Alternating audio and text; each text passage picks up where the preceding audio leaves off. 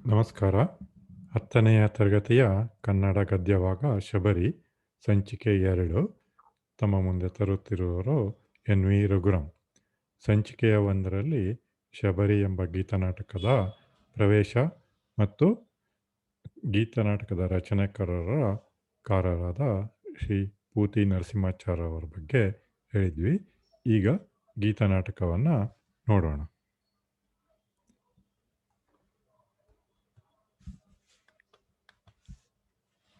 ಗೀತನಾಟಕವನ್ನು ಬರೆದವರು ಶಬರಿ ಶ್ರೀ ಪೂತಿ ನರಸಿಂಹಾಚಾರ್ಯ ಅವರು.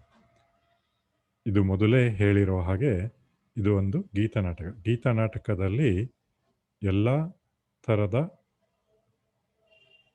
ಮನರಂಜನೆಗೆ ಬೇಕಾದ ಎಲ್ಲ ಥರದ ಅಭಿನಯ, ದೃಶ್ಯ, ಸಂಭಾಷಣೆ, ಸಂಗೀತ ಎಲ್ಲ ಇರ್ತದೆ. ಆದರೆ ಎಲ್ಲ ಥರದ ಮಾತುಕತೆಗಳನ್ನು ಗೀತೆಯ ಮೂಲಕ ಹೇಳುವುದರಿಂದ ಇದಕ್ಕೆ ಗೀತನಾಟಕ, ಹಾಡುಗಳಿಂದ ಮೂಲಕ ಅವರ ಭಾವನೆಗಳನ್ನು ವ್ಯಕ್ತಪಡಿಸುವುದರಿಂದ ಗೀತನಾಟಕ ಅಂತ ಹೆಸರಾಗಿದೆ.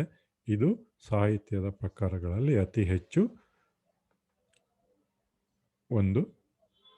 ಅತಿ ಹೆಚ್ಚಾಗಿ ಪ್ರಸಿದ್ಧಿಯಾಗಿದೆ.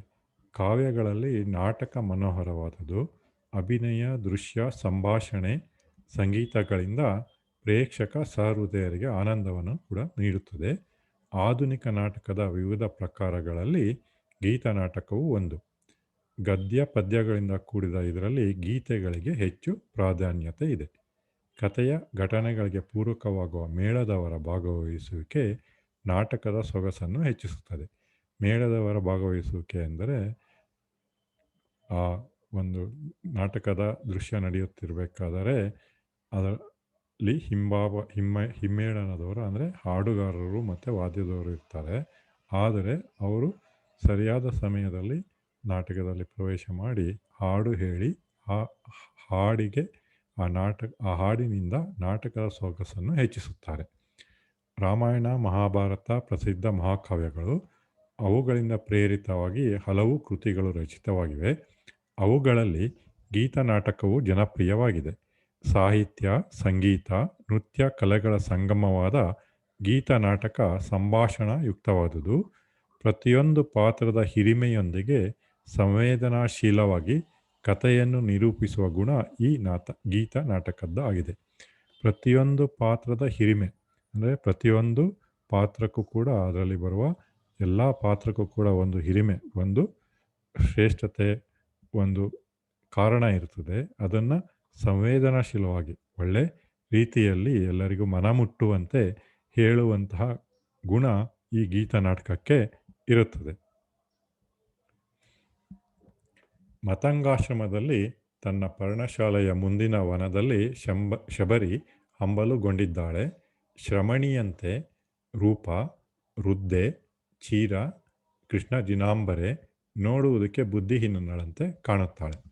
ಇದು ಒಂದು ನಾಟಕದ ದೃಶ್ಯವನ್ನು ನೀವು ಕಲ್ಪಿಸಿಕೊಳ್ಳಬೇಕು. ಮೊದಲನೆಯ ದೃಶ್ಯದಲ್ಲಿ ಮತಂಗಾಶ್ರಮ ದೃಶ್ಯ ಬರುತ್ತದೆ. ಮತಂಗ ಋಷಿಗಳು ವಾಸ ಮಾಡಿಕೊಂಡಿದ್ದಂತಹ ಜಾಗ. ಪರ್ಣಶಾಲೆ ಅಂದರೆ ಎಲೆಗಳಿಂದ ಮೇಲ್ಛಾವಣಿ ಮಾಡಿರುತ್ತಾರೆ. ಬಹಳ ಹಿಂದಿನ ಕಾಲದ್ದು ಮಣ್ಣಿನ ಗೋಡೆಗಳನ್ನು ಅಥವಾ ಮಣ್ಣಿನ ಗೋಡೆಗಳನ್ನು ಕಟ್ಟಿ ಅದರ ಮೇಲ್ಛಾವಣಿಗೆ ಎಲೆಗಳನ್ನು ಹಾಕಿರುತ್ತಾರೆ. ತುಂಬ ಹಳೆ ಸಿನಿಮಾಗಳಲ್ಲಿ ಅಥವಾ ನಾಟಕಗಳಲ್ಲಿ ಈ ಥರ ನೋಡಿರ್ಬೋದು ನೀವು. ಪರ್ಣಶಾಲೆ ಅದರ ಮುಂದಿನ ವನದಲ್ಲಿ, ಅದರ ಎದುರುಗಡೆ ಇರುವ ವನದಲ್ಲಿ ಶಬರಿ ಹಂಬಲುಗೊಂಡಿದ್ದಾಳೆ. ಹಂಬಲು ಅಂದರೆ ನಿರೀಕ್ಷೆಯಿಂದ ಕಾಯುತ್ತಿದ್ದಾಳೆ. ಶ್ರಮಣಿಯಂತೆ ಅಂದರೆ ಸನ್ಯಾಸಿನಿಯಂತೆ ಆಕೆಯ ರೂಪ ಇದೆ. ವೃದ್ಧೆ, ಆಕೆ ಬಹಳ ಮುದುಕಳಾಗಿದ್ದಾಳೆ, ಬಹಳ ವಯಸ್ಸಾಗಿದೆ. ಚೀರ, ಕೃಷ್ಣ ಜಿನಾಂಬರೆ, ಅವರು ನಾರು ಬಟ್ಟೆಯ ಸೀರೆಯನ್ನು ಉಟ್ಟುಕೊಂಡು ಬಿಟ್ಟು ಕಾಯ್ತಾ ಇದ್ದಾಳೆ. ನೋಡುವುದಕ್ಕೆ ಬುದ್ಧಿಹೀನಳಂತೆ ಕಾಣುತ್ತಾಳೆ. ಬಹಳ ವಯಸ್ಸಾಗಿದೆ, ಒಂದು ನಾರು ಬಟ್ಟೆಯನ್ನು ಉಟ್ಕೊಂಡ್ಬಿಟ್ಟು ಸನ್ಯಾಸಿನಿ ಅಂತ ಕಾಯ್ತಿದ್ದಾಳೆ. ದೂರದಿಂದ ನೋಡಿದವರಿಗೆ ಆಕೆ ಬುದ್ಧಿಹೀನಳು ಅಥವಾ ಮರುಳಳು ಅಂತ ಕಾಣ್ತಾ ಇದ್ದಾಳೆ. ಶಬರಿ ನಿಂತಲ್ಲಿಯೇ ತನ್ನಷ್ಟಿಗೆ ತಾನೇ ಮಾತಾಡ್ಕೊಂತಿದ್ದಾಳೆ. ನಿಂತಲ್ಲಿಯೇ ನಾ ನಿಂತಿರುವೆ ರಾಮ, ನೀನೆಂದೈ ತರುವೆ ನೀನಿಹುದೆಲ್ಲೋ ನಾನರಿಯೆ ನಿನ್ನಡೆ ಗೈದುವ ಬಳಿಯರಿಯೆ ನೀ ಬಹೆ ಎನ್ನುವ ನೆಚ್ಚಿನೊಳು ನಾನಿಹೆ ಬಯಕೆಯ ಹುಚ್ಚಿನೊಳು ನಿಂತಲ್ಲಿಯೇ ನಾ ನಿಂತಿರುವೆ.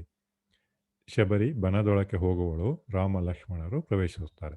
ಇದು ಮೊದಲನೆಯ ಪದ್ಯದಲ್ಲಿ ಆ ದೃಶ್ಯವನ್ನು ನೀವು ಕಲ್ಪನೆ ಮಾಡ್ಕೊಳ್ಳಿ.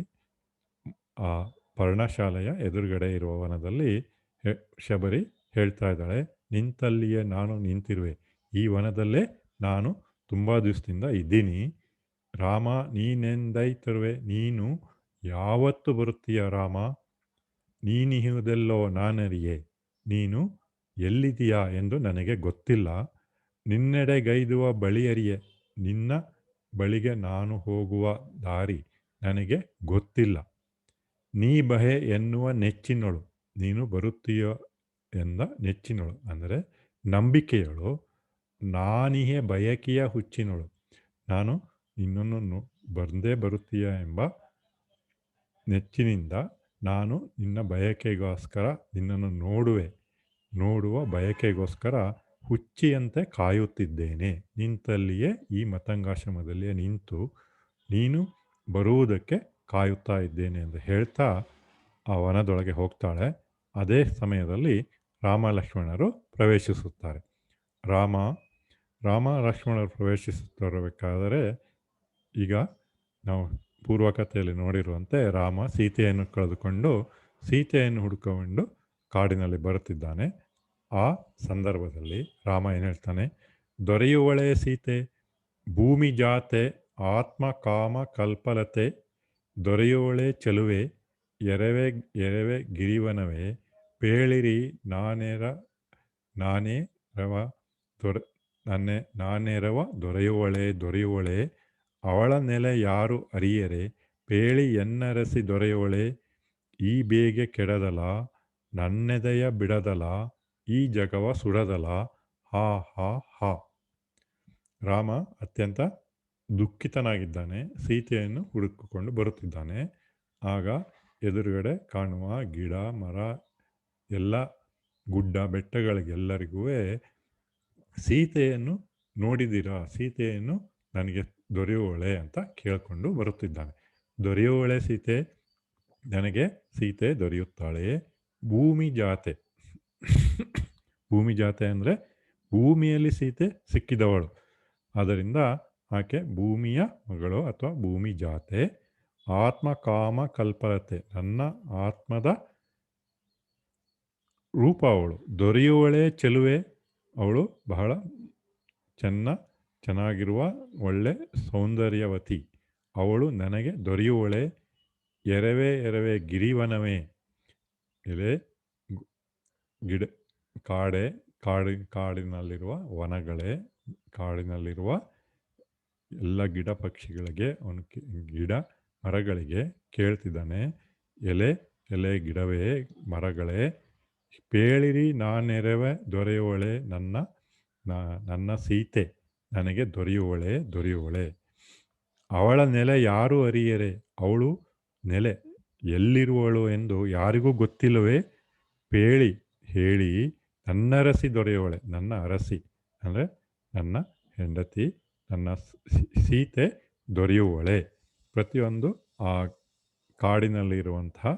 ಕಾಡನ್ನು ಉದ್ದೇಶಿಸಿ, ಅಲ್ಲಿರುವ ಗಿಡ ಮರಗಳನ್ನು ಉದ್ದೇಶಿಸಿ ಸೀತೆ ದೊರೆಯುವಳೆ ಅಂತ ಕೇಳ್ತಿದ್ದಾಳೆ. ಈ ಬೇಗೆ ಕೆಡದಲ, ರಾಮನ ಮನಸ್ಸಿನಲ್ಲಿ ಬೇಗೆಯಾಗಿದೆ, ದುಃಖದಿಂದ ಬೇಗೆ ಉಂಟಾಗಿದೆ. ನನ್ನದೆಯ ಬಿಡದಲ ಈ ಜಗವ ಸುಡದಲ, ಈ ದುಃಖದಿಂದ ಬಂದಿರುವಂಥ ಬೇಗೆ ನನ್ನದೆಯನ್ನು ಬಿಟ್ಟು ಹೋಗದ, ಈ ಜಗವ ಸುಡದಲ, ಹಾ ಹಾ ಹಾ ಎಂದು ರಾಮ ದುಃಖಿಸುತ್ತಾ ಹೇಳ್ತಾ ಇದ್ದಾನೆ. ಲಕ್ಷ್ಮಣ ಆಗ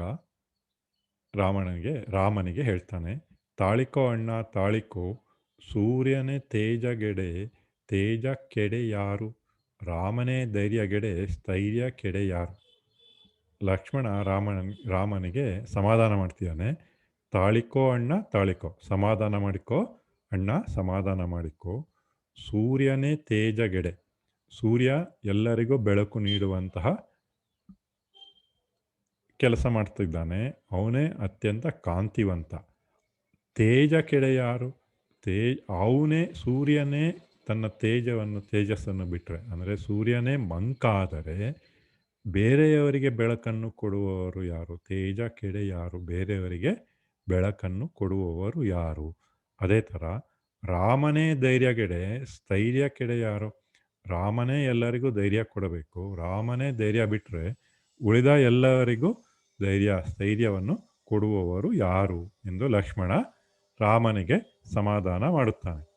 ಆಗ ರಾಮ, ಸ್ಥೈರ್ಯವಂತು ಅವಳ ನೆನಪಿನ ಸೆಳೆತೆನ್ನಾತ್ಮ ಸಿಲ್ಕೆ ಎನ್ನ ಬಗೆಗ ನಿವಾರ್ಯವೀ ಶೋಕದುಲ್ಕೆ ಇಗೋ ನೋಡು ಲಕ್ಷ್ಮಣ ತಾಪಸರ ಬಿಡು ಇದ ನೋಡಿ ಮರ ಕೊಳಿಸಿ ತೆನಗವಳ ಪಾಡು.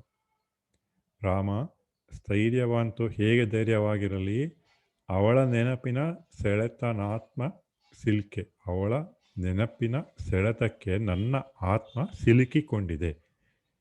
ಎನ್ನ ಬಗೆಗ ನಿವಾರ್ಯವೀ ಶೋಕದುಲ್ಕೆ, ನನಗೆ ಈಗ ಈ ಶೋಕ ಅನಿವಾರ್ಯವಾಗಿದೆ. ಅದು ಯಾವ ಥರ ಇದೆ? ಶೋಕದುಲ್ಕೆ, ಒಂದು ಉಲ್ಕೆ ಆಕಾಶಕಾಯದಿಂದ ಬಂದು ಭೂಮಿಗೆ ಬಂದು ಬಿದ್ದಾಗ ಆ ಭೂಮಿನ ಸುತ್ತದಲ್ಲಿ ಹಾಳು ಮಾಡ್ತದೆ. ಹಾಗೆ ಈ ಶೋಕ ನನ್ನ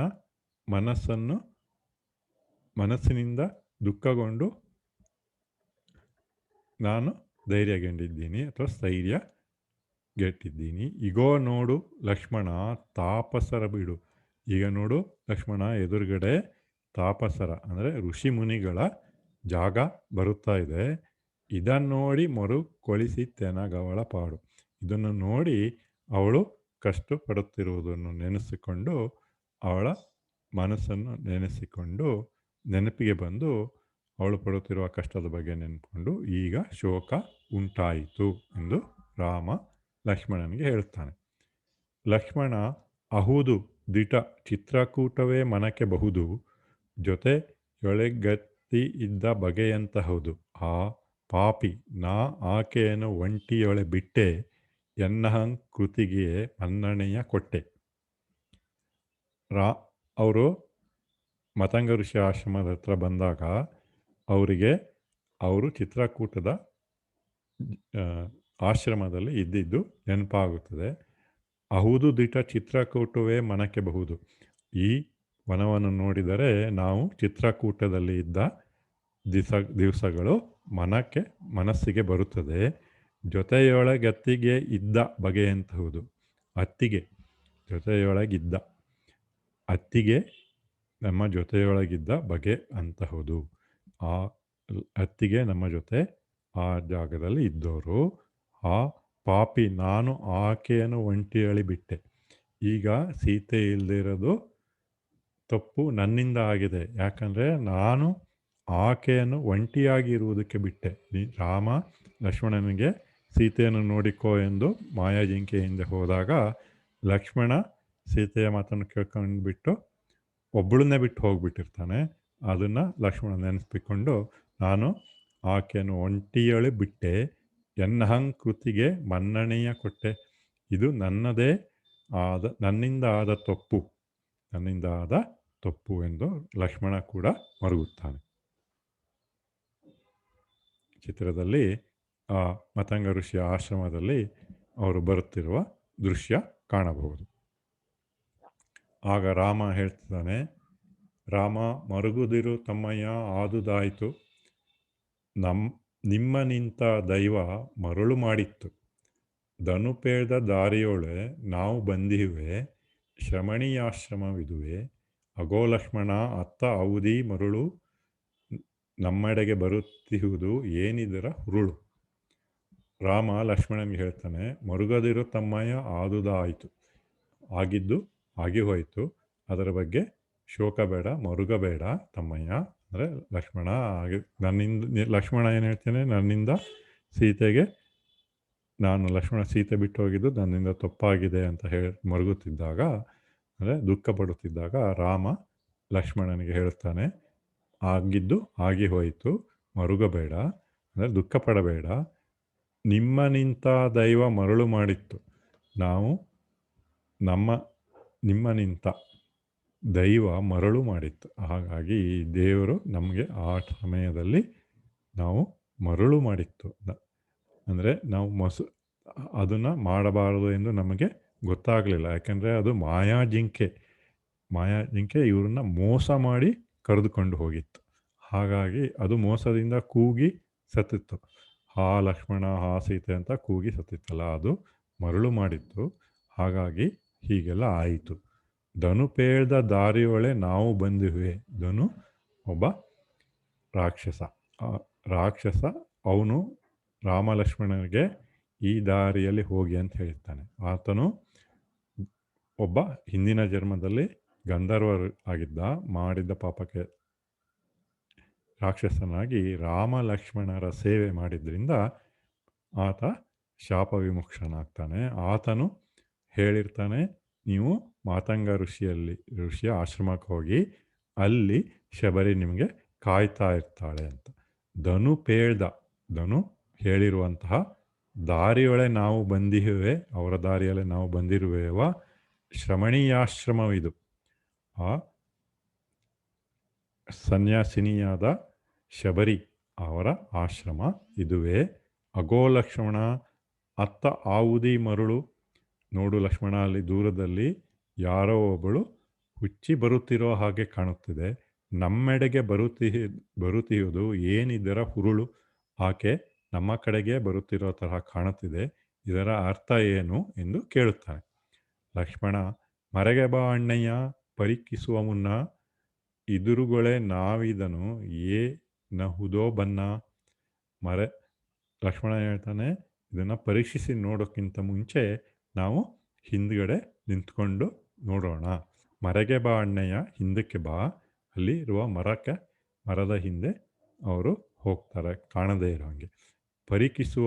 ಪರೀಕ್ಷಿಸಿ ನೋಡೋಕ್ಕಿಂತ ಮುಂಚೆ ನಾವು ಮರೆಯಲ್ಲಿ ಇರೋಣ. ಎದುರುಗಡೆ ನಾವಿದನು ಏನಹುದೋ ಬನ್ನ. ಎದುರುಗಡೆ ನಾನು ನಿಂತ್ಕೊಂಡ್ಬಿಟ್ಟು ಫಸ್ಟು ನೋಡ್ತೀನಿ, ಮೊದಲು ನೋಡಿಬಿಟ್ಟು ಆಮೇಲೆ ಹೇಳ್ತೀನಿ. ಮರೆಯೊಳಿರುವರು ಶಬರಿ ತಳಿರು ಹಣ್ಣು ಹಂಪಲುಗಳನ್ನು ತಲೆ ಕಂಕಳು ಕೈಯಲ್ಲಿ ಕೊಂಡು ಬರುವಳು. ಶಬರಿ, ರಾಮ ಬಾರದೆ ನನಗೇನು ತೋರದೆ, ಅವ ಸವಿದಲ್ಲದೆ ಸವಿಯಾಗದ ಈ ಕಡು ಸವಿ ಹಣ್ಗಳ ನೇಗೈವಂ. ಮಧುಕರ ಗೀತದ ಮಧು ಊರಿರುವಿ, ಮಧುಪರ್ಕವ ನಾನಾರ್ಗೀವೆಂ. ರಾಮ ಬಾರದೆ ಶಬರಿ ಅಲ್ಲಿ ಬರ್ತಾ ಇದ್ದಾಳೆ. ಬರ್ಬೇಕಾದ್ರೆ ಹಾಡು ಹೇಳ್ಕೊಂಡು ಬರ್ತಿದ್ದಾಳೆ. ಅವಳ ಪಾಡಿಗೆ ಅವಳು ರಾಮನನ್ನು ನೆನೆಸ್ಕೊಂಡು ಹೇಳ್ತಾ ಇದ್ದಾಳೆ. ಏನು ಹೇಳ್ತಿದ್ದಾಳೆ? ರಾಮ ಬಾರದೆ ನನಗೇನು ತೋರದೆ, ರಾಮ ಬಂದಿಲ್ಲದರಿಂದ ನನಗೆ ಏನು ಮಾಡಬೇಕೆಂದು ಗೊತ್ತಾಗುತ್ತಿಲ್ಲ. ಅವ ಸವಿಯಾಗದ ಈ ರಾಮನಿಗೋಸ್ಕರ ಶಬರಿ ಹಣ್ಣು ಹೂವು ತಳಿರು ಅಂದರೆ ಹೂವು ಎಲ್ಲ ತಂದು ಇಟ್ಕೊಂಡಿರ್ತಾಳೆ. ಪ್ರತಿದಿನವೂ ರಾಮ ಬರ್ತಾನೆ ಅಂತ ಅವೆಲ್ಲ ತಂದು ಇಟ್ಕೊಂಡಿರ್ತಾಳೆ. ಆದರೆ ಸವಿದಲ್ಲದ ರಾಮ ಬಂದು ತಿನ್ನದೇ ಇರುವ ಹಣ್ಣು ಸವಿಯಾಗುವುದಿಲ್ಲ. ಈ ಕಡು ಸವಿ ಹಣ್ಗಳೇ ವಯಂ ಮಧುಕರ ಗೀತದ ಮಧು ಊರಿರುವಿ, ಮಧುಪರ್ಕವ ನಾನಾರ್ಗೀವೆಂ. ಮೊದಲು ಏನು ಮಾಡ್ತಾಯಿದ್ರು, ಕೆಲವು ಬೇಸಿಗೆ ಕಾಲದಲ್ಲಿ ಬಂದರೆ ನೀರು ಕೊಡೋದ್ರ ಜೊತೆಗೆ ಒಂದು ಚೂರು ಬೆಲ್ಲ ಕೊಟ್ಟು ನೀರು ಕೊಡೋ ಅಭ್ಯಾಸ ಈಗಲೂ ಕೆಲವು ಕಡೆ ಇದೆ.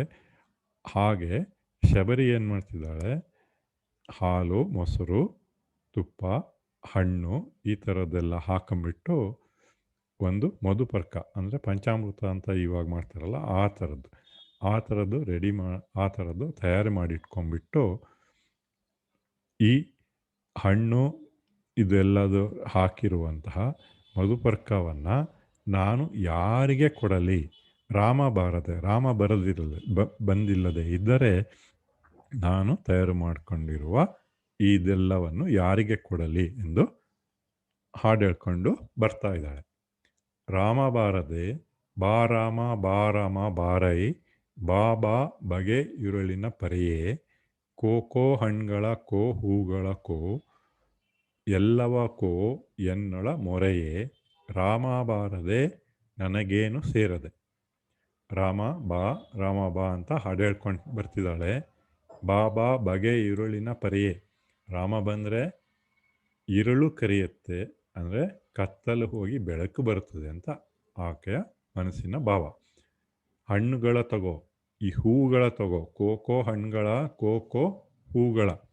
ಈ ಹಣ್ಣು ಹೂವು ನಿನಗೋಸ್ಕರ ತಂದಿಟ್ಕೊಂಡಿದ್ದೀನಿ, ತಗೋ. ಎಲ್ಲವ ಕೋ, ಎಲ್ಲದೂ ನಿನಗೆ ತಗೋ. ಎನ್ನೊಳ ಮೊರೆಯೇ, ನಾನು ನಿನ್ನಲ್ಲಿ ಅಂಗಲಾಚಿಸಿ ಬೇಡಿಕೊಳ್ತಾ ಇದ್ದೀನಿ, ಇದೆಲ್ಲದೂ ನಿನಗೆ ತಗೋ. ರಾಮ ಬಾರದೆ ನನಗೇನು ಸೇರದೆ.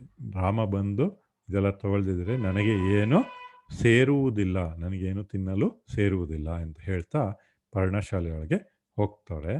ಮತ್ತು ಆಗ ರಾಮ ಲಕ್ಷ್ಮಣರು ಮರೆಯಿಂದ ನಿಂತಿದ್ದವರು ಹೊರಗೆ ಬರುತ್ತಾರೆ. ರಾಮ ಎನಗಿನಿತು ಹಂಬಲಿಪ ಈ ಜಟಿಲ ಕಬರಿ, ಈ ಉದರ ಮುಖ ನೊರೆದ ಶ್ರವಣಿ ಶಬರಿ. ಉಪಕಾರ ವಿನಿತಿಲ್ಲ ಈಕೆಗೆನ್ನಿಂದ, ಆದಳೆಯು ನೆನೆಯು ತಿಹಳ್ ನಿರ್ತತಿಯಿಂದ. ನಾಚುತಿ ಹೇ ನೀ ಪೂಜ್ಯಯಿ ನಲುಮೆಯಿಂದ. ಎನಗಿನಿತು ಹಂಬಲಿಪ ಈ ಜಟಿಲ ಕಬರಿ, ನನಗೋಸ್ಕರ ಹಂಬಲಿಸುತ್ತಿರುವ, ನನಗೋಸ್ಕರ ನನ್ನನ್ನು ನೋಡಲು ಎಂದು ಆಸೆ ಪಡುತ್ತಿರುವ ಈ ಜಟಿಲ ಕಬರಿ, ಈ ಜಡೆಯನ್ನು ಬಿಟ್ಟುಕೊಂಡಿರುವಂತಹ ಶಬರಿ, ಈ ಉದರ ಮುಖ ನೊರೆದ. ಉದರ ಮುಖ ಅಂದರೆ ಮೊದಲು ಒಬ್ಬ ರಾಕ್ಷಸನಿದ್ದ, ಆತ ಶಾಪದಿಂದ ಅವನ ಮುಖ ಹೊಟ್ಟೆಯಲ್ಲಿ ಸಿಕ್ಕಿಕೊಂಡಿತ್ತು. ಅದರಿಂದ ಅದು ಪೂರ್ವಕಥೆಯಲ್ಲಿ ನೋಡಿದ್ವಿ. ಉದರ ಮುಖ ನೊರೆದ ಶ್ರವಣಿ ಶಬರಿ, ಅಂತಹ ಅವನು ನೋಡಿದಂತಹ ಶ್ರವಣಿ ಶಬರಿ. ಉಪಕಾರವೆನಿತಿಲ್ಲ ಈಕೆಗಿನಿಂದ, ನನ್ನಿಂದ ಶಬರಿಗೆ ಯಾವುದೇ ಥರದ ಉಪಕಾರ ಆಗಿಲ್ಲ. ಆದಳೆಯೂ ನೆನೆಯುತ್ತಿರಳು ನಿರ್ತತಿಯಿಂದ, ದಿನಾಲೂ ನನ್ನಿಂದ ಆಕೆಗೆ ಏನು ಉಪಕಾರ ಆಗಿಲ್ಲದೆ ಇದ್ದರೂ ನನ್ನನ್ನು ನೆನೆಯುತ್ತಾ ಇದ್ದಾಳೆ. ನಾಚುತೆ ನೀ ಪೂಜ್ಯಯಿ ನಲುಮೆಯಿಂದ, ನನಗೆ ನಾಚಿಕೆ ಆಗುತ್ತಿದೆ, ಈಕೆ ಪೂಜ್ಯಳು ಅಂತ ರಾಮ ಲಕ್ಷ್ಮಣನಿಗೆ ಹೇಳುತ್ತಿದ್ದಾನೆ. ಲಕ್ಷ್ಮಣ, ನಿನ್ನ ನೋಡದೆ ಇಂತು ಮರುಳಾದ ಈ ಸಿದ್ಧೆ, ಇನ್ನು ನೋಡಿದ ಬಳಿಕ ಏನಪ್ಪಳೋ ವೃದ್ಧೆ. ನಿನ್ನನ್ನು ನೋಡದೆ ಈ ಸಿದ್ಧೆ, ಈ ಋಷಿ ಮುನಿ, ಈ ಸನ್ಯಾಸಿ ಅಥವಾ ಈ ಶಬರಿ, ಸಿದ್ಧೆ ಅಂದರೆ ಸಿದ್ಧರ ಆಶ್ರಮದಲ್ಲಿರುವಂಥ ಶಬರಿ, ನಿನ್ನನ್ನು ನೋಡದೆ ಮರಳೋದು, ನಿನ್ನನ್ನು ನೋಡದೆ ನಿನ್ನ ಬಗ್ಗೆ ಇಷ್ಟು ಪ್ರೀತಿಯಿಂದ ನಿನ್ನಲ್ಲೇ ಮುಳುಗಿ ಹೋದ ಈ ಶಬರಿ ಇನ್ನು ನೋಡಿದ ಬಳಿಕ ಏನಪ್ಪಳೋ ವೃದ್ಧೆ, ನೋಡಿದ ತಕ್ಷಣ ಆಕೆಗೆ ಇನ್ನು ಏನಾಗುತ್ತೋ, ಎಷ್ಟು ಸಂತೋಷ ಪಡುತ್ತಾಳೋ ಅಂತ ಲಕ್ಷ್ಮಣ ಹೇಳ್ತಾನೆ. ರಾಮ, ರೂಪಕ್ಕೂ ನಾಮ ಮಿಗಿಲಾತ್ಮ ಸುರುಬೀದು. ರೂಪಕ್ಕೂ ನಾಮ ಮುಗಿಲಾತ್ಮ ಸುರುಬೀದು, ಎನ್ನ ಕಾಣುತ್ತಲವಳ ಬೆರಗು ತಿಳಿಯುವುದು. ಇದು ಮನಸ್ಸಿನಲ್ಲಿ ಹೇಳುವಂತಹದ್ದು. ಮಿಗಿಲಾತ್ಮ ಸುರುಬೀದು, ರೂಪಕ್ಕೂ ನಾಮ, ಇದು ಬರೇ ಮಾತಿಗೆ ಅಥವಾ ರೂಪಕ್ಕೆ ಆಗುವುದಲ್ಲ. ಮಿಗಿಲಾತ್ಮ ಸುರುಬೀದು, ಎನ್ನ ಕಾಣುತ್ತಿಲ್ಲವಳ ಬೆರಗು ತಿಳಿಯುವುದು. ನನ್ನನ್ನು ನೋಡಿದ ತಕ್ಷಣ ಆಕೆಯ ಬೆರಗು, ಆಶ್ಚರ್ಯ ತಿಳಿಯುತ್ತದೆ ಆಕೆಗೆ. ಲಕ್ಷ್ಮಣ, ನಿತ್ಯ ನೋಡುತ್ತಲಿಯನು ಬೆರಗು ತಣಿಯದಿದೆ, ಪರೀಕ್ಷಿಸುವ ಬಾ ಇದನ್ನು ಶ್ರವಣಿ ಯಾಶ್ರಮದೆ. ಲಕ್ಷ್ಮಣ ಏನು ಹೇಳ್ತಾನೆ, ನಿತ್ಯ ನೋಡುತ್ತಲಿಯನು ಬೆರಗು ತಣಿಯದೆ. ಲಕ್ಷ್ಮಣ ರಾಮನನ್ನು ನಿತ್ಯ ನೋಡುತ್ತಾ ಇದ್ದಾನೆ, ಆದರೂ ರಾಮನನ್ನು ನೋಡಿ ಆತನು ತೃಪ್ತಿಪಟ್ಟಿಲ್ಲ. ನೋಡಿದಷ್ಟು ಇನ್ನೂ ನೋಡಬೇಕು ಎಂದು ಲಕ್ಷ್ಮಣ ಬಯಸುತ್ತಾನೆ. ಅಂತಹದರಲ್ಲಿ ರಾಮನನ್ನೇ ಕಾಣದೇ ಇರುವ ಶಬರಿ ರಾಮನ ನೋಡಿ ಇನ್ನೆಷ್ಟು ಬೆರಗು ಆಶ್ಚರ್ಯ ಪಡುತ್ತಾಳೆ. ನೋಡೋಣ ಬಾ ಶ್ರವಣಿ ಯಾಶ್ರಮದೆ, ನೋಡೋಣ ಬಾ ಅಂತ ಹೇಳ್ತಾನೆ. ರಾಮ, ನಡೆ ಮುಂದೆ ಲಕ್ಷ್ಮಣ ಅಂತ ಹೇಳ್ತಾನೆ. ಆಗ ಲಕ್ಷ್ಮಣ, ಇಂದು ನೀನೇ ಮುಂದೆ, ನಾನಿರುವೆ ಹಿಂದೆ, ಮೊದಲ ದಿಟ್ಟಿಗೆ ನೀನು, ಬಳಿಕ ನಾನು. ಲಕ್ಷ್ಮಣ ಹೇಳ್ತಾನೆ, ನಾನು ಮುಂದೆ ಬೇಡ, ನೀನೇ ಮುಂದೆ ಇರು.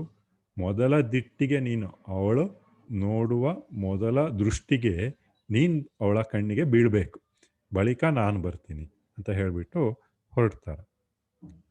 ಒಳತೆರೆ ಎದ್ದು ವಿಶಾಲವಾದ ಶಬರಿ ಆಶ್ರಮ ತೋರುವುದು.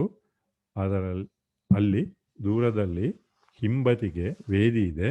ಅದರ ಸುತ್ತ ಆಶ್ರಮದ ಸಿದ್ಧರು ಅಲಂಕರಿಸಿ ಹೋದ ಹೂವು ಇನ್ನೂ ಬಾಡದಂತೆ ಇದೆ.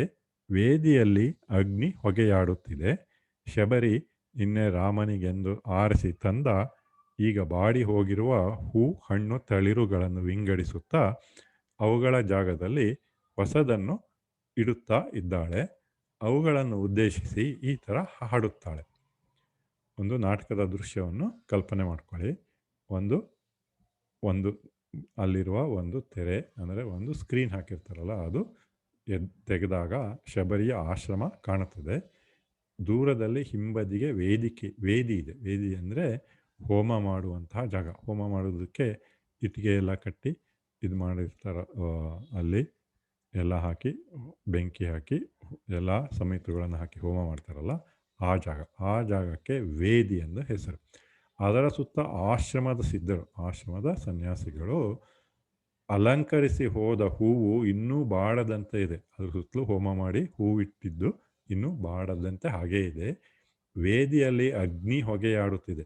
ಅಲ್ಲಿ ಹೋಮ ಮಾಡಿರೋದ್ರಿಂದ ಹೋಮ ಮುಗಿದಿದೆ, ಆದರೆ ಅಗ್ನಿ ಇನ್ನೂ ಹೊಗೆ ಬರ್ತಾ ಇದೆ.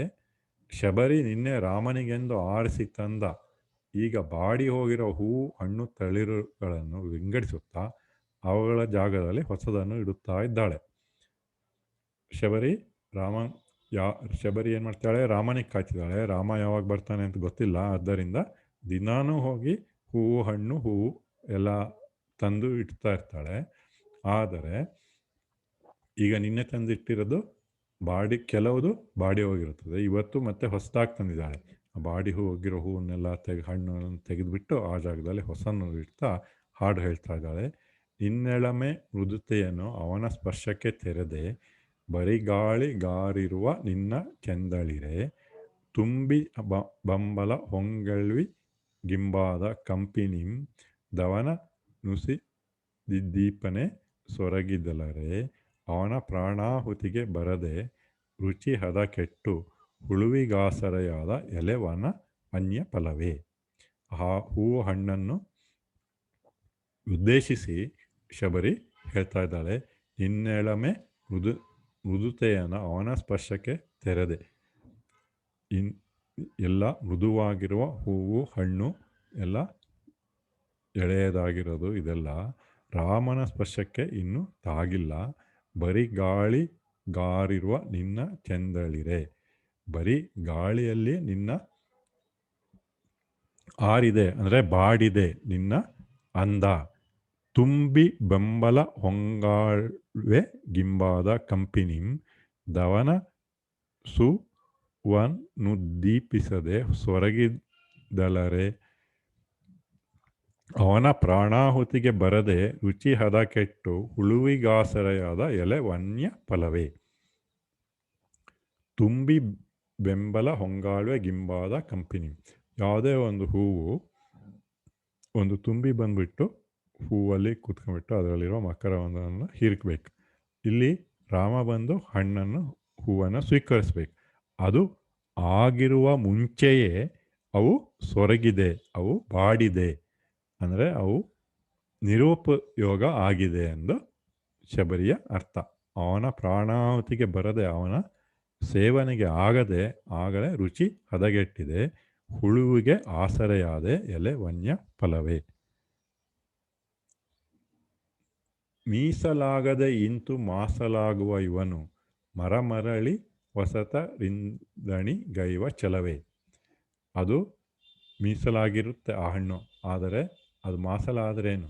ಇವಳು ಹೊಸದನ್ನು ತಂದು ರಾಮನಿಗಾಗಿ ಇಟ್ಟುಕೊಂಡು ಕಾಯುತ್ತಾ ಇದ್ದಾಳೆ. ಮಾಲೆಯನ್ನು ಅಂದರೆ ಹೂವಿನ ಹಾರವನ್ನು ಕಟ್ಟುತ್ತಾ ಹೇಳುತ್ತಾಳೆ, ಎಂದು ಕಾಂಬೆನಾ ರಾಮನ, ನೆಂದು ಕಾಂಬೆನಾ, ನಾನು ಯಾವತ್ತು ರಾಮನನ್ನು ನೋಡುತ್ತೀನಿ. ದಶರಥನ ಪುತ್ರನಂತೆ, ಸಾಧು ಜನರ ಮಿತ್ರನಂತೆ. ರಾಮ ಯಾರು? ದಶರಥನ ಪುತ್ರ, ದಶರಥ ಮಹಾರಾಜನ ಪುತ್ರ ಅಂತ ಇವನು. ಸಾಧು ಜನರ ಮಿತ್ರರಂತೆ, ಎಲ್ಲ ಸಾಧು ಜನರ ಸ್ನೇಹಿತನಂತೆ, ಒಳ್ಳೆಯ ಜನರ ಸ್ನೇಹಿತನಂತೆ. ಧೀರ ಶೂರ ವೀರ ಗಂಭೀರ ಸದ್ಗುಣ ಸಾರನಂತೆ ಎಂದು ಕಾಂಬೆನ ರಾಮನ. ರಾಮ ಯಾರು? ಧೀರ ಶೂರ ಗಂಭೀರ ಸದ್ಗುಣ, ಒಳ್ಳೆಯ ಗುಣವಂತ. ಅವನನ್ನು ಯಾವಾಗ ನಾನು ನೋಡುತ್ತೀನಿ. ಅಂಜಿಸುವವರ ರಂಜುವಂತೆ, ಯಾರು ಅಂಜಿಸುವುದಕ್ಕೆ ಬರ್ತಾರೋ ಅವ್ರನ್ನೇ ಅಂಜಿಸುವಂತೆ. ಬಿಲ್ಲ ಹಿಡಿದು ಬರುವನಂತೆ, ಬಿಲ್ಲನ್ನು ಹಿಡಿದುಕೊಂಡು ಬರ್ತಾ ಇದ್ದಂತೆ. ಆದಡೆ ಬಲು ಸೌಮ್ಯನಂತೆ, ಬಿಲ್ಲು ಹಿಡ್ಕೊಂಡು ಬರ್ತಿದ್ದಾನಂದರೆ ತುಂಬ ಕಠಿಣ ಅಂತ ಅಂದ್ಕೋಬೇಕಾಗಿಲ್ಲ, ಬಲು ಸೌಮ್ಯ. ಹಸುಳೆಯಂತೆ ಕಾಂಬನಂತೆ, ಒಳ್ಳೆ ಮಗುವಿನ ಥರದ ಮುಗ್ಧನಂತೆ. ಅರಸುತನವ ತೊರೆದನಂತೆ, ದಶರಥ ಮಗನಾಗಿ ಈತ ಚಕ್ರವರ್ತಿ ಆಗಬಹುದಿತ್ತು, ಆದರೆ ದಶರಥನ ಮಾತು ಕೇಳ್ಕೊಂಡ್ಬಿಟ್ಟು ಕಾಡಿಗೆ ಬಂದಿರ್ತಾನೆ ವನವಾಸಕ್ಕೆ. ಅರಸುತನವ ಬಿಟ್ಟು, ರಾಜತನವನ್ನು ಬಿಟ್ಟು, ರಾಜ ಆಗುವುದನ್ನು ಬಿಟ್ಟು ಕಾಡಿಗೆ ಬಂದಿರ್ತಾನೆ. ತವಸಿತನವ ಕೊಂಡನಂತೆ, ಸನ್ಯಾಸಿ ಥರವಾಗಿ ಬಂದಿದ್ದಾನೆ. ತಮ್ಮನೊಡನೆ ಬನಕ್ಕೆ ಬರಲು ಮನದಿ ಭಯವೇ ಇಲ್ಲವಂತೆ. ಅವನು ವನವಾಸಕ್ಕೆ ಬರಲು, ತಮ್ಮನೊಡನೆ ಲಕ್ಷ್ಮಣನೊಡನೆ ಬರಲು ಅವನಿಗೆ ಮನಸ್ಸಲ್ಲಿ ಭಯವೇ ಇಲ್ಲ. ಕೆಟ್ಟ ಕನಸಿನಿರುಳ ಕಳೆವ ಸುಪ್ರಭಾತದಂಥವನು. ರಾಮ ಬಂದರೆ ಏನಾಗುತ್ತೆ? ಕೆಟ್ಟ ಕನಸಿನಿರುಳ ಕಳೆವ ಅಂದರೆ ದಿನಾನೂ ರಾತ್ರಿ ಕಳೆದು ಬೇಗಾಗುತ್ತೆ, ಆದರೆ ರಾತ್ರಿ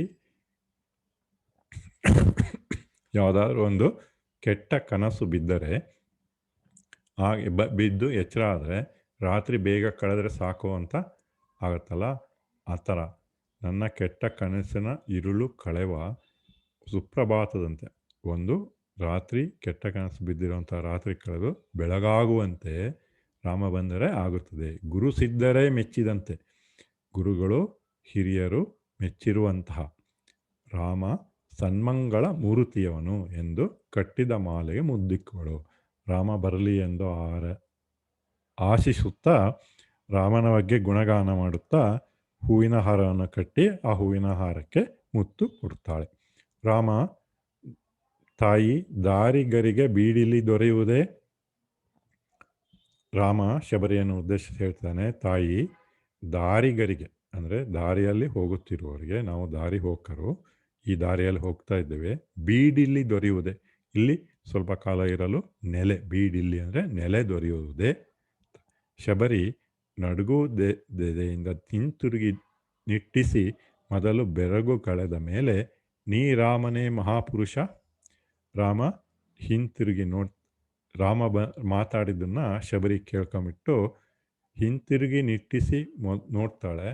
ರಾಮನನ್ನು ನೋಡಿಬಿಟ್ಟು ಆತಗೆ ಬಹಳವಾದ ಸಂತೋಷ, ಆಶ್ಚರ್ಯ ಎಲ್ಲ ಆಗುತ್ತದೆ. ಬೆರಗು ಅಂದರೆ ತುಂಬ ದಿವಸದಿಂದ, ತುಂಬ ವರ್ಷಗಳಿಂದ ಕಾಯ್ತಾ ಇರ್ತಾಳೆ ಎದುರುಗಡೆ ಪ್ರಶಸ್ತ ರಾಮ ಬಂದಾಗ ಬಹಳ ಬೆರಗು, ಆಶ್ಚರ್ಯ ಮತ್ತು ಸಂತೋಷ ಪಟ್ಟುಕೊಂಡು 1 ನಿಮಿಷ ಆದಮೇಲೆ ಸುಧಾರಿಸಿಕೊಂಡು, ನೀ ರಾಮನೇ ಮಹಾಪುರುಷ, ನೀನು ಬಂದಿರುವನೇ ರಾಮನೇ ಮಹಾಪುರುಷ ಅಂತ ಕೇಳ್ತಾಳೆ. ಆಗ ರಾಮ, ಹೌದು ತಾಯಿ ಹೌದು, ರಾಮನೆಂಬುರು ನನ್ನ, ಈತ ನನ್ನನುಜ ಸೌಮಿತ್ರಿ. ರಾಮ ಶಬರಿಗೆ ಹೇಳ್ತಾನೆ, ಹೌದು ತಾಯಿ, ನಾನೇ ರಾಮ, ನನ್ನ ಜೊತೆ ಬಂದಿರುವ ಇವನು ನನ್ನ ಅನುಜ, ನನ್ನ ತಮ್ಮ ಸೌಮಿತ್ರಿ. ಸೌಮಿತ್ರಿ ಅಂದರೆ ಸುಮಿತ್ರೆಯ ಮಗ, ಸೌಮಿತ್ರಿ ಅಂದರೆ ಲಕ್ಷ್ಮಣ. ಶಬರಿ, ರಾಮ ಲಕ್ಷ್ಮಣರೇ ಇವನು, ರಾಮನೇ ನೀನು. ಆಕೆಗೆ ಬಹಳ ಸಂತೋಷ ಆಗಿದೆ. ರಾಮ, ಹೌದಾ ನೀವು ರಾಮನ, ಅಯ್ಯೋ ನೀವು ರಾಮ ಲಕ್ಷ್ಮಣರ ಅಂತ ಬಹಳ ಸಂತೋಷದಿಂದ ಕೇಳ್ತಾ ಇದ್ದಾಳೆ. ಶಬರಿ ತುಂಬ ಸಡಗರಗೊಳ್ಳುತ್ತಾಳೆ.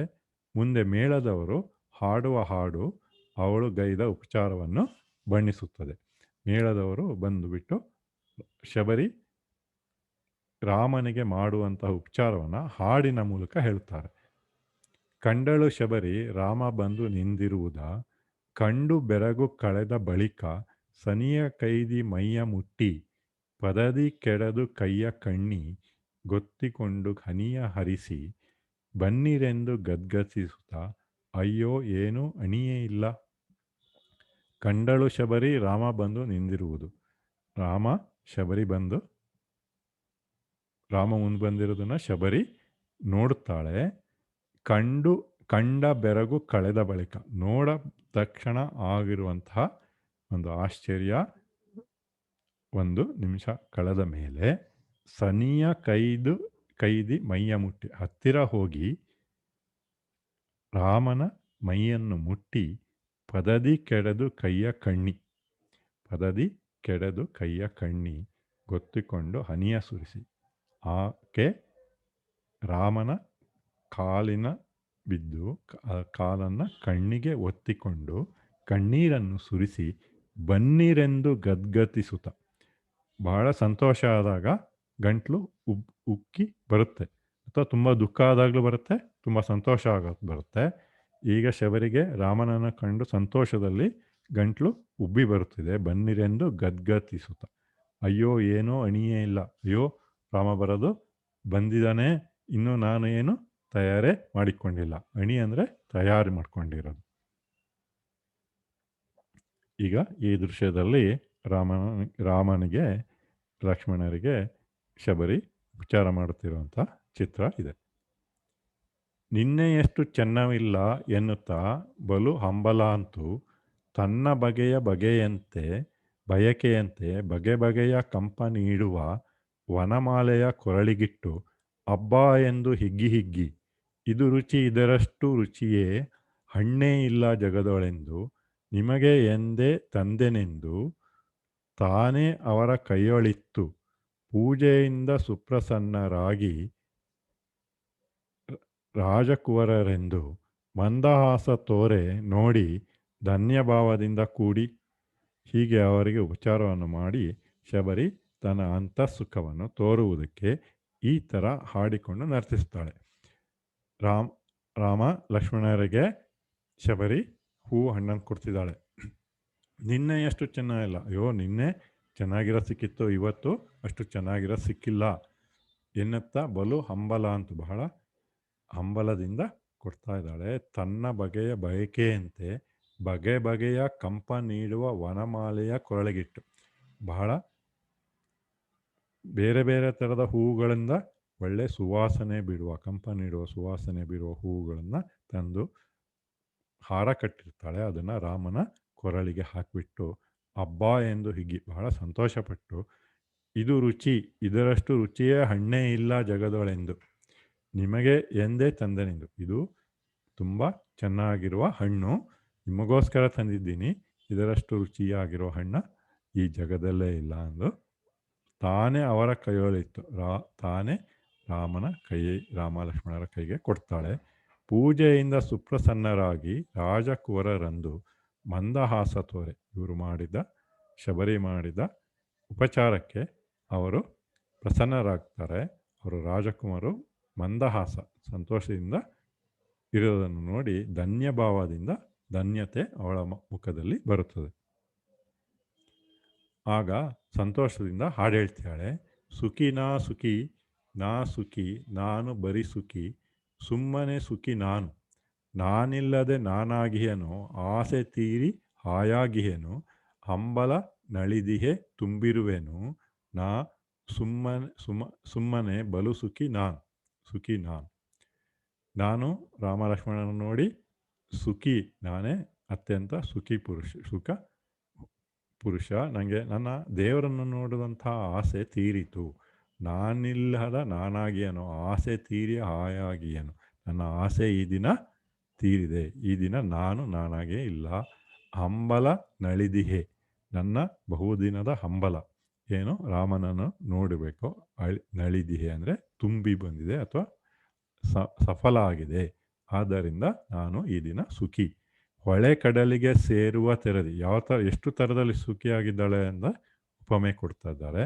ಏನು ಹೊಳೆ ಕಡಲಿಗೆ ಸೇರುವ ತೆರದಿ ನಾವೇ ರೇವಿಗೆ ತೆರದಿ ಅಂದರೆ ಹೊಳೆ ಸಮುದ್ರಕ್ಕೆ ಸೇರುವ ರೀತಿಯಲ್ಲಿ, ಅಥವಾ ನಾವೇ ಅಂದರೆ ಹಡಗು ಬಂದರಿಗೆ ಬರುವ ರೀತಿಯಲ್ಲಿ ಅಷ್ಟು ಸಂತೋಷದಲ್ಲಿ ನಾನಿದ್ದೇನೆ ಅಂತ. ಬಗೆ ಬಗೆಯ ಹಾರೈಕೆಯ ಪಟವಿಳಿಸಿ ನಿಂತಿದೆ ಮನ ಇದೆ ಬಿಡುವೆನಿಸಿ.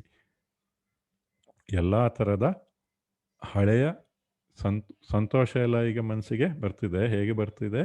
ಹೊಳೆ ಸಮುದ್ರಕ್ಕೆ ಸೇರುವಂತೆ ನಾವೇ ಅಥವಾ ಹಡಗು ಬಂದರಿಗೆ ಬರುವಂತೆ ಬಗೆ ಬಗೆಯ ಹಾರೈಕೆಯ ಪಟವಿಳಿಸಿ ನಿಂತಿದೆ ಮನ ಇದೆ ಬಿಡುವೆನಿಸಿ.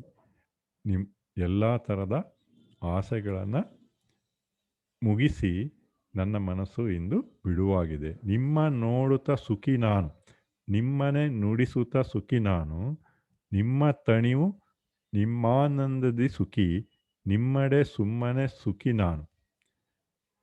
ನಿಮ್ಮನ್ನು ನೋಡಿದರೆ ಸಾಕು ನಾನು ಸುಖ ಪಡುತ್ತೇನೆ.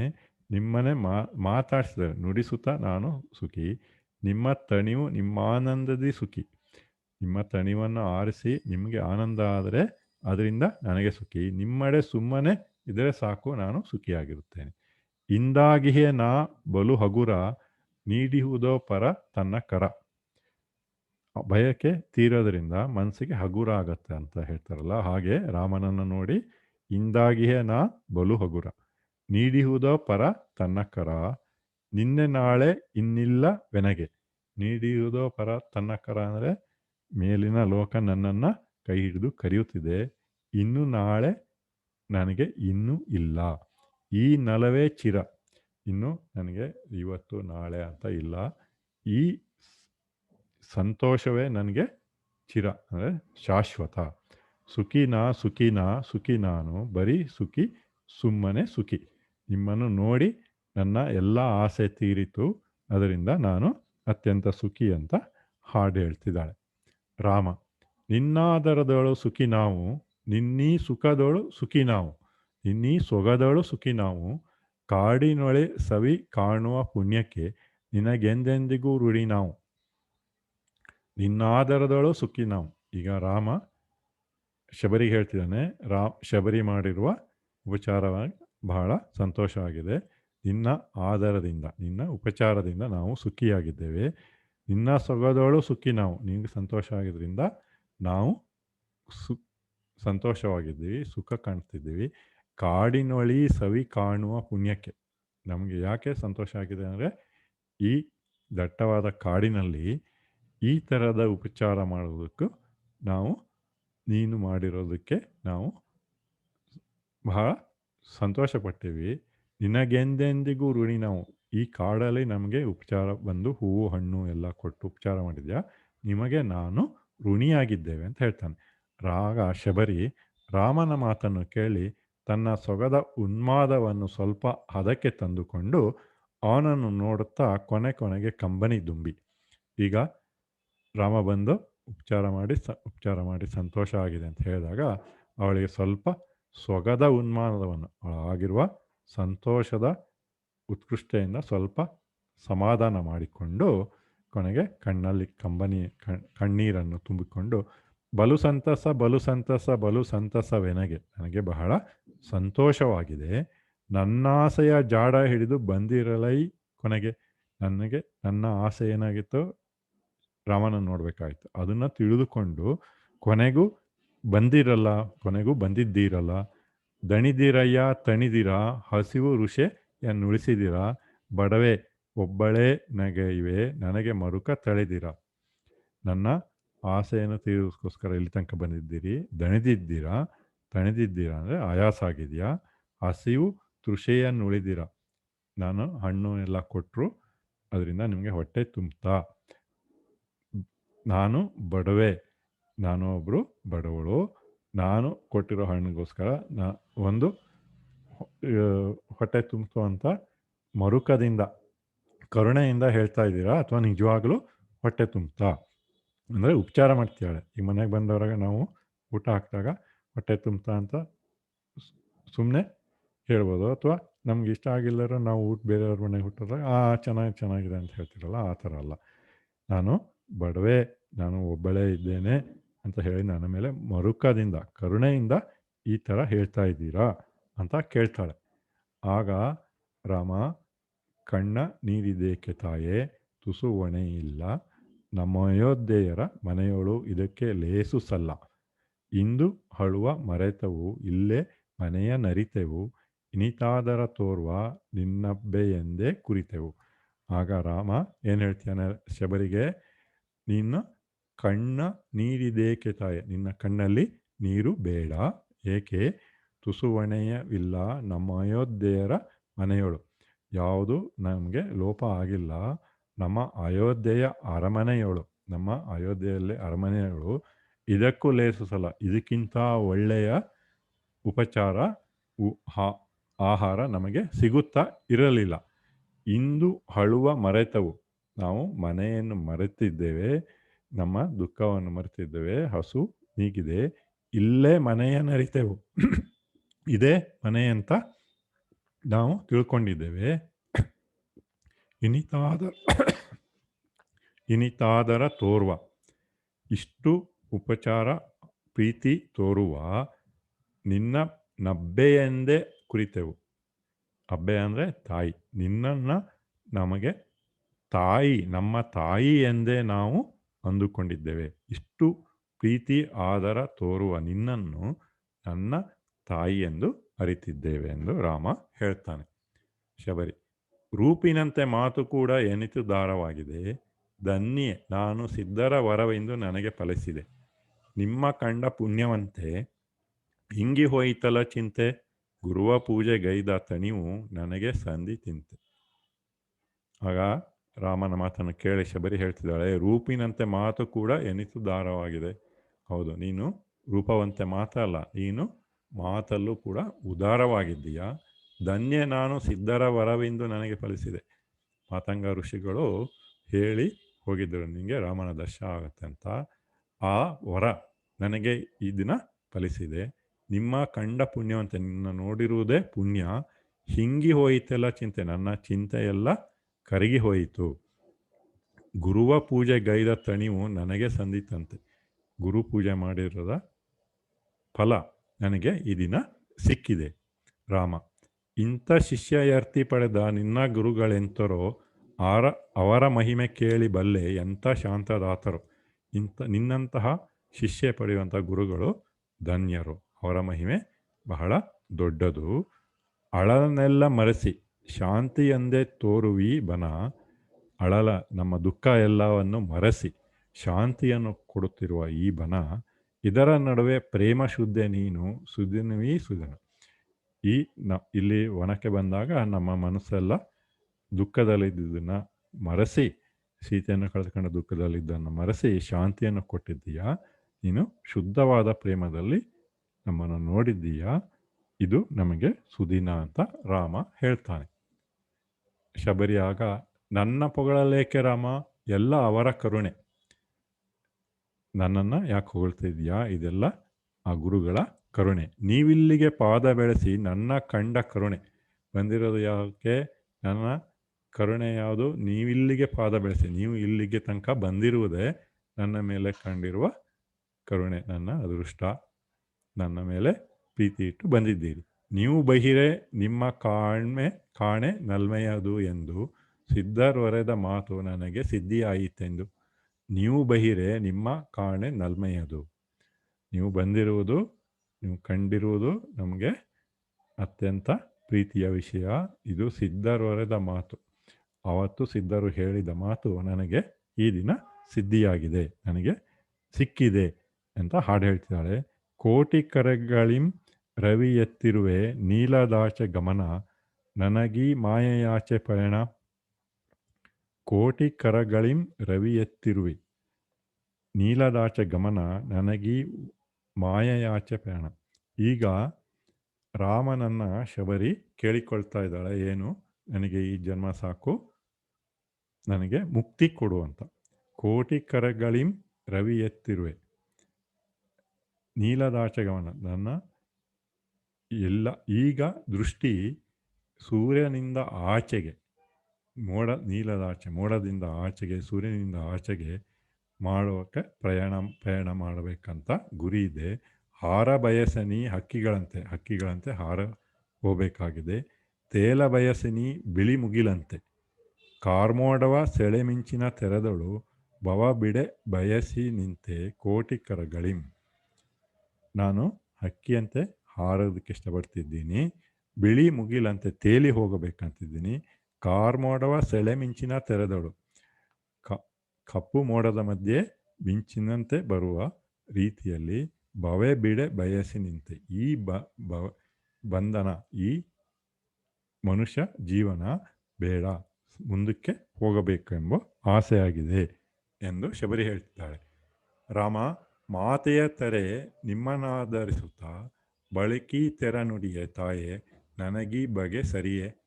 ಈಗ ರಾಮ ಏನು ಹೇಳ್ತಿದ್ದಾನೆ, ಶಬರಿ ನೀನು ನನಗೆ ಮಾತೆಯ ಥರ, ನನ್ನ ಅಮ್ಮನ ಥರ ನನಗೆ ಉಪಚಾರ ಮಾಡಿದೀಯ, ಆದರೆ ಈಗ ನನಗೆ ಮುಕ್ತಿ ಕೊಡು, ನನಗೆ ಮರಣ ಕೊಡು, ಮರಣದ ಮೂಲಕ ಮುಕ್ತಿ ಕೊಡು ಎಂದು ಬೇಳ್ತಿದೀಯ. ಇದು ನೀನು ಕೇಳುವುದು ಸರಿಯಾ? ಮಾತೆಯ ಥರ ನೀನೇ ನಾಧರಿಸುತ್ತಾ, ನೀನು ತಾಯಿಯ ಥರ ನಮ್ಮನ್ನು ಆಧರಿಸುತ್ತಾ ಬಳಿಕ ಈ ಥರ ನುಡಿತಾ ಇದೆಯಲ್ಲ, ಏನು ನನಗೆ ಮರಣ ಕೊಡು, ನನಗೆ ಮುಕ್ತಿ ಕೊಡು ಅಂತ. ಇದು ನಿನಗೀ ಬಗೆ ಸರಿಯಾ? ನೀನು ಮಾಡ್ತಿರೋದು ಸರಿ ಇದೆಯಾ?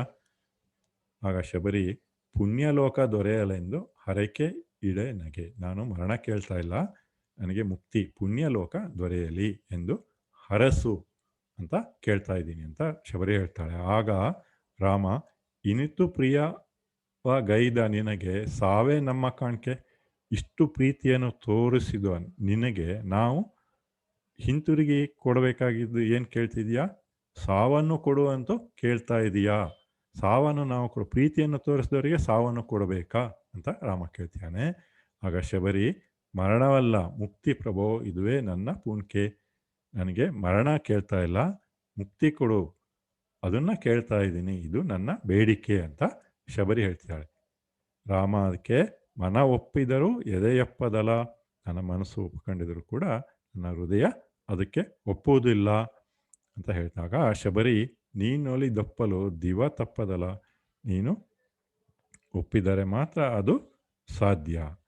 ರಾಮ, ಬೆರಗಾಗಿಯೇ ನಾ ನಿನಗೆ ಅಸ್ತು ಎಂಬೆ ನಲ್ಮೆಗೆ, ಅಸ್ತು ಹೋಗವ ನಿನ್ನಭಿಷ್ಟ ಸಿದ್ಧಿಗೆ. ನಿನ್ನ ರೀತಿಗೆ, ನಿನ್ನ ಉಪಚಾರಕ್ಕೆ, ನಿನ್ನ ಪ್ರೀತಿಗೆ ನಾನು ಬೆರಗಾಗಿಯುವನು, ಅಸ್ತು ಎಂಬ ನಲ್ಮೆಗೆ ಆಗಲಿ ಒಪ್ಪಿಕೊಳ್ಳುತ್ತೇನೆ, ಸಂತೋಷದಿಂದ ನಿನ್ನ ಇಷ್ಟ ಸಿದ್ಧಿ, ನಿನ್ನಿಷ್ಟ ಸಿದ್ಧಿಗೆ ಹೋಗು, ನಿನ್ನ ಇಷ್ಟ ಸಿದ್ಧಿ ಆಗಲಿ ಎಂದು ಹರಸುತ್ತಾನೆ. ಶಬರಿ, ನಮೋ ನಮೋ ನಿಮಗೆ ನಮೋ, ಬನಕ್ಕೆ ನಮೋ, ಮಲೆಗೆ ನಮೋ, ಎಲ್ಲರಿಗೆಲ್ಲಕ್ಕೂ ಶರಣು.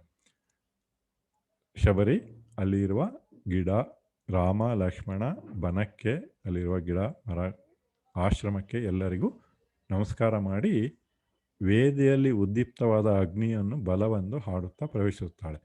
ಅಲ್ಲಿ ಹೋಮಕುಂಡದಲ್ಲಿ ಬೆಂಕಿ ಇತ್ತು ಅಂತ ಮೊದಲು ಬಂದಿದೆ. ವೇದಿಯಲ್ಲಿ ಉದ್ದೀಪ್ತವಾದ, ಅಲ್ಲಿ ಬೆಂಕಿ ಜಾಸ್ತಿ ಆಗದ ಉದ್ದೀಪ್ತವಾದ ಅಗ್ನಿಯನ್ನು ಬಲವಂದು ಅಂದರೆ ಬಲಗಡೆಯಿಂದ ಎಡಗಡೆಗೆ ಪ್ರದಕ್ಷಿಣೆ ಬಂದು ಹಾಡುತ್ತಾ, ದೇವರಿಗೆಲ್ಲ ನಮಸ್ಕಾರ ಮಾಡ್ಬೇಕಾದ್ರೆ ಬಲದಿಂದ ಎಡಕ್ಕೆ ಸುತ್ತಲೂ ತಿರುಗಿ ನಮಸ್ಕಾರ ಮಾಡ್ತಾರಲ್ಲ, ಅದಕ್ಕೆ ಬಲವಂದು ಅಂತ ಹೇಳ್ತಾರೆ.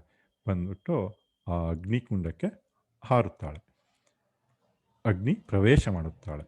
ಅದರಿಂದ ಅವಳಿಗೆ ಮುಕ್ತಿ ರಾಮ ಕರುಣಿಸಿರುತ್ತಾನೆ.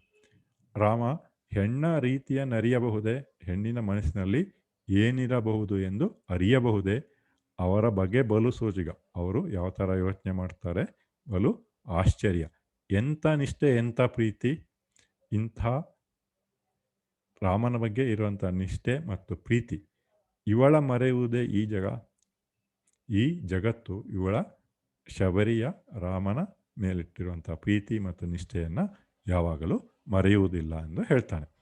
ಲಕ್ಷ್ಮಣ, ಆರು ಎತ್ತ ಏಕೆ ಎನ್ನದೆ ಹಸುಳೆ ಎಂದದಿ ಒಲಿದಳು. ನೀವು ಬಂದವರು ಯಾರು, ಏನು, ಏಕೆ ಎಂದು ವಿಚಾರಿಸದೆ ಹಸುಳೆ ಎಂದದಿ ಒಲಿದಳು. ಮಗುವಿನ ಥರ ನಮ್ಮನ್ನೇ ಒಲಿದಳು. ಕಾಣುತ್ತಲೇ ಬಹು ನಲಿದಳಣ್ಣ, ನಮ್ಮನ್ನು ನೋಡಿದ ತಕ್ಷಣ ಬಹು ನಲಿದಳಣ್ಣ, ಬಹಳ ಸಂತೋಷಪಟ್ಟಳು. ನಲ ಒಳೆಯಮ್ಮನೆ ಮರೆತಳು, ನಮ್ಮನ್ನು ನೋಡಿ ಅವಳೇ ಮರೆತಳು. ಆಗ ರಾಮ ಹೇಳ್ತಾನೆ, ಬೆಳಕಿ ಗೊಲಿದವರ್ ಉರಿವ ಬತ್ತಿಯ ಕರುಕ ಕಾಣರು ಲಕ್ಷ್ಮಣ, ಬಾಳ ಸುತ್ತಿಯ ದೇವ ತೇಜವ ಕಾಂಬರಿಗೆ ಇದೆ ಲಕ್ಷಣ. ಬೆಳಕಿ ಗೊಲಿದವರ್ ಉರಿವ ಬತ್ತಿಯ ಕರುಕ ಕಾಣರು ಲಕ್ಷ್ಮಣ. ಈಗ ಬತ್ತಿ, ಒಂದು ದೀಪ ಹಚ್ಚಿರ್ತಿರ್ತೀರಿ, ಬತ್ತಿ ಎಣ್ಣೆ ಹಾಕಿರ್ತೀರಿ. ಹತ್ತಿಯ ಬತ್ತಿ ಏನಾಗುತ್ತೆ, ಹುರಿದು ಬಿಟ್ಟು ಕಪ್ಪಗಾಗತ್ತೆ. ಎಣ್ಣೆ ಖರ್ಚಾದ್ಮೇಲೆ ಅದು ಕಪ್ಪಗಾಗಿ ಉಳಿದಿರೋ ನಾವು ನೋಡ್ತೀವಿ. ಆದರೆ ಬತ್ತಿ ಕಪ್ಪಗಾಗತ್ತೆ ಅಂತ ಉರಿಯೋದನ್ನು ಬಿಡುವುದಿಲ್ಲ. ಹಾಗೆ ಬೆಳಕಿಗೊಲಿದವರು ಉರಿಯುವ ಬತ್ತಿಯ ಕರುಕ ಕಾಣರು ಲಕ್ಷ್ಮಣ. ಆ ಬತ್ತಿಗೆ ಕಪ್ಪಗಾಗತ್ತೆ ಅಂತ ಯೋಚನೆ ಇಲ್ಲ. ಉರಿಬೇಕಾದ್ರೆ ಬೆಳಕು ಬರ್ಬೇಕಾದ್ರೆ ಯಾರು ಅದು ಕಪ್ಪಗಾಗತ್ತೆ ಅಂತ ಯೋಚನೆ ಮಾಡಲ್ಲ. ಭಾಳ ಸುತ್ತಿಯುವ ದೇವ ತೇಜವ ಕಾಂಬರಿಗೆ ಇದೆ ಲಕ್ಷಣ. ನಮ್ಮ ದೇಹವನ್ನು ಇದೇ ಥರ ಬೇರೆಯವರಿಗೋಸ್ಕರ ಅರ್ಪಿಸೋದಕ್ಕೋಸ್ಕರ ಇರಬೇಕಾದ್ರೆ ಇದೆಲ್ಲ ಕಾಣುವುದಿಲ್ಲ. ಆಗ ಲಕ್ಷ್ಮಣ ಅಸುರ ನೆಡರಿಂ ಕಾದು ತನ್ನಡೆ ಗೆಮ್ಮ ಸೆಳದಿ ಅರ್ತಿಗೆ. ಅರ್ತಿಗೆ ಅಂದರೆ ಅತ್ತಿಗೆಗೆ. ಅಸುರ ನೆಡರಿಂ ಕಾದು ತನ್ನಡೆ ಗೆಮ್ಮ ಸೆಳದಿ ಅರ್ತಿಗೆ. ಅಸುರ ನೆಡರಿಂ ರಾಕ್ಷಸರು ಅತ್ತಿಗೆಯನ್ನು ಈಗ ಇಷ್ಟೊತ್ತು ನೋಡಿ ಅಲ್ಲಿ ಸೀತೆಯ ವಿಷಯ ಬಂದಿರಲಿಲ್ಲ. ಮೊದಲು ಬಂದಿತ್ತು ಪ್ರಾರಂಭದಲ್ಲಿ ದುಃಖದಿಂದ ಬಂದಿದ್ದಾರಂತ. ಈಗ ಮತ್ತೆ ಸೀತೆಯ ವಿಷಯ ಬರುತ್ತದೆ. ಈ ಲಕ್ಷ್ಮಣ ಹೇಳ್ತಿದ್ದಾನೆ ನಮ್ಮ ಅತ್ತಿಗೆಯನ್ನು ಈ ಅಸುರರು ಕರೆದುಕೊಂಡು ಹೋಗಿದ್ದಾರೆ. ಅಸುರ ನೆಡರಿಂ ಕಾದು ತನ್ನಡೆ ಗೆಮ್ಮಿ ಸೆಳದಿ ಅರ್ತಿಗೆ ಏನೆಂಬನು ಅಣ್ಣ ಇಂತೆಯೇ ನೆನೆಯುತ್ತಿರಬಹುದತ್ತಿಗೆ. ಅತ್ತಿಗೆ ರಾಕ್ಷಸರನ್ನು ಕರೆದುಕೊಂಡು ಹೋಗಿ ಇಟ್ಕೊಂಡಿದ್ದಾರೆ. ಅವರು ಈಗ ಅಣ್ಣನನ್ನು ಇದೇ ಥರ ನೆನೆಯುತ್ತಿರಬಹುದು, ನಮ್ಮನ್ನು ನೆನೆಯುತ್ತಾ ಇರಬಹುದು. ಶಬರಿ ನೆನೆಯುತ್ತಿರೋ ಹಾಗೆ ನನ್ನ ಅತ್ತಿಗೆ ಅಂದರೆ ಸೀತೆ ಕೂಡ ನಮ್ಮನ್ನು ನೆನೆಸುತ್ತಾ ಇರಬಹುದು. ರಾಮ ಇರಬಹುದು ಸೀತೆ ಹಾ ಪ್ರಿಯ ಚಂದ್ರನಾನೆ ಎಲ್ಲಿರುವೆ ಎಂತಿರುವೆ ನಿನ್ನನ್ನು ಜೀವದೊಂದಿಗೆ ಕಾಂಬನೆ.